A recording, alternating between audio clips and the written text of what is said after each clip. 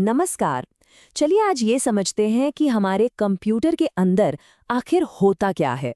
हम उन main components को जानेंगे जो हमारी पूरी डिजिटल दुनिया को चलाते हैं। तो फिर शुरू करते हैं। हम सब रोज कंप्यूटर का पावर बटन दबाते हैं, है ना? पर क्या कभी ये ख्याल आया है कि उस एक क्लिक के बाद अंदर ऐसा क्या होता है? ये स्क्रीन कैसे जिंदा हो जाती है? आज हम इसी की तह तक जाएंगे, बिल्कुल शुरू से।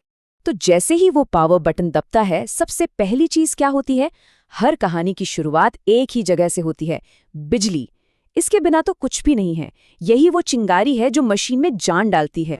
हर एक मुश्किल कैलकुलेशन, हर वीडियो गेम, हर ईमेल, सब कुछ दीवार के सॉकेट से आने वाले बिजली के एक मामूली से बहाव से शुरू होता है।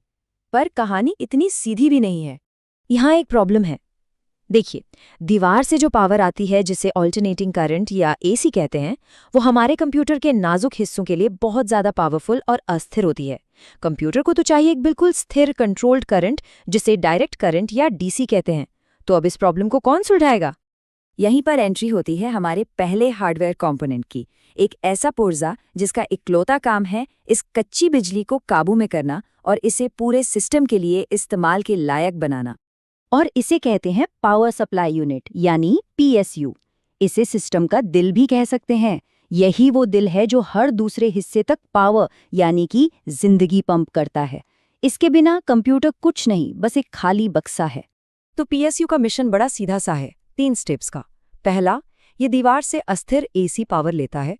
दूसरा, अपने अंदर उसे सुरक्षित स्थिर डीसी पावर में बदलता है। और तीसरा, फिर उस पावर को हर एक कंपोनेंट तक सही मात्रा में पहुंचाता है। सच कहूं तो ये हमारे कंप्यूटर का असली गुमनाम हीरो है। ठीक है, तो अब हमारे सिस्टम में सेफ पावर बह रही है, बहुत बढ़िया। लेकिन ये पावर जाएगी कहाँ? और उससे भी जरूरी, कंप्यूटर के सारे अलग अलग हिस्से एक दूसरे से बात कैसे करेंगे? इसके लिए हमें चाहिए एक सेंट्रल हब, एक तरह का नर्वस सिस्टम। और वो सेंट्रल हब है मदरबोर्ड।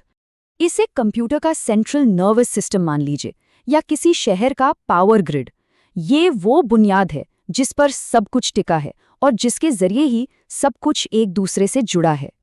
मदरबोर्ड सिर्फ एक बोर्ड नहीं है, ये एक मल्टीटास्कर है। ये सारे जरूरी पुर्जों को अपनी जगह पे रखता है, बिजली को सही जगह पहुंचाता है, और सबसे जरूरी, ये एक सुपर हाईवे की तरह काम करता है जिस पर सारे कंपोनेंट्स एक दूसरे से बातचीत करते हैं, डेटा भेजते हैं। इसके बिना हर कोई अकेला पड़ जाएगा। तो हमारे पास दिल है, यानी पीएसयू, जो पावर पंप कर रहा है, और नर्वस सिस्टम है, यानी मदरबोर्ड, जो सबको जोड़ रहा है। अब बारी है उस हिस्से की जो असल में सोचता है, हमारे ऑपरेशन का दिमाग। और वो कंपोनेंट है सेंट्रल प्रोसेसिंग यूनिट, या जिसे हम सब सीपीयू के नाम से जानते हैं। और सच में ये तुलना बिल्कुल सही बैठती है। यहीं पर सारे कमांड्स प्रोसेस होते हैं, सारी कैलकुलेशंस होती हैं। आज के सीपीयू की ताकत समझनी है तो जरा इस नंबर पर गौर कीजिए, 4.2 गीगाहर्ट्ज। सुनने में ये शायद एक टेक्निकल शब्द लगे, लेकिन इसका असली मतलब हैरान कर देने वाला है। इसका मतलब है 420 करोड़। जी हाँ, 420 करोड़ कैलकुलेशंस हर एक सेकंड में, बस पलक झपकने में। यही वो सोचने की रफ्तार है जो आज के कंप्यूटर को इतना तेज और पावरफुल बनाती है। कमाल है। आसान भाषा में कहें तो सीपीयू वो इंजन है जो हर काम को चलाता है। जब किसी प्रोग्राम पर क्लिक होता है तो सीपीयू ही उसके निर्देशों को पढ़ता है और उन पर काम करता है। मतलब हर चीज का इंचार्ज यही है। तो आज हमने 3 सबसे बड़े स्तंभों को समझा, पावर सप्लाई, मदरबोर्ड और सीपीयू। मतलब दिल, नर्वस सिस्टम और दिमाग। लेकिन कहानी अभी खत्म नहीं हुई है। कंप्यूटर को चीजें याद रखने के लिए मेमोरी भी तो चाहिए, और दुनिया से बात करने के लिए इंद्रियां भी। ये कौन से हिस्से हैं? इस पर से पर्दा उठाएंगे अगली बार।